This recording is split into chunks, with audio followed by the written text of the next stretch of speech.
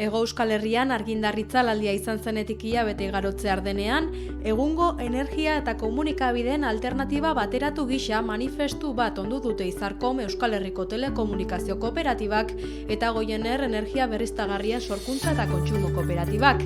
Euskal Herritik herri gisa zerrekin zezaketen aztertzen hasita, itzali sistema piztu alternatiba izenburupean manifestu bateratua argitaratu zuten duela astebete bi kooperatibek. 2025ko apirilaren 28 Hego Euskal Herrian izandako itzalaldi elektriko eta digital orokorra abiapuntutzat hartuta, egungo sistema energetikoaren eta telekomunikazioen mendekotasunaz, privatizazioaz eta horrek dakartzan arriskuez hausnarketa egin dute bertan. Web orriaren helbidea hirubikoitze piztu alternatibak.eus da.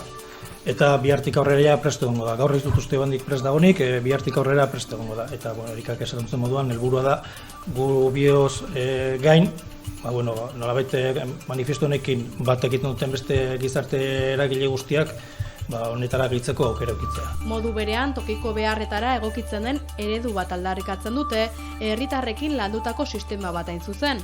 Adibidez, eta argi usteko komunitate energetikoek izan behar duten rola energia sektorean, bakoitzak ekoizpen planta txikiekin, incluso banatzaile txikiekin, tokiko beharretara benetan asetzen den egokia den eredu bat, herritarrekin landuta, denon artean egindako edo pentsatutako sistema. Gaur maiatzak 27 manifestuaren berri eman eta manifestuarekin loturiko web orrialde aurkeztu dute. Era berean, indarrak batzeko asmoz, trantsizio ekosoziala helburu duten erakundei manifestura batzeko deia egin diete. Web orriaren helbidea hirubikoitze piztu alternatibak.eus da.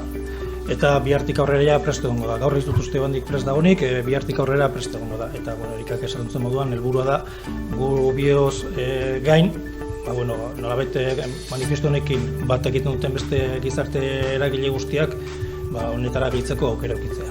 Balorazio politikoa egin duten manifestuaren bitartez, bestalde, itzalaldian teknikoki zer gertatu zen galdetuta, erantzun bat emateko datu ofizialen zain daudela adierazi dute.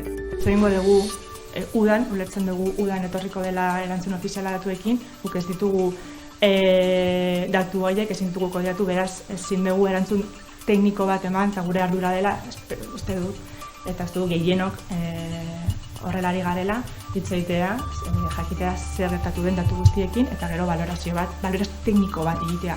Azkenik datorren ekainaren 19 arratsaldeko 6etan hitzaldia prestatu dutela iragarri dute. Bilbon izango da eta herritarrekin itzalaldiaren inguruan hausnartuko dute.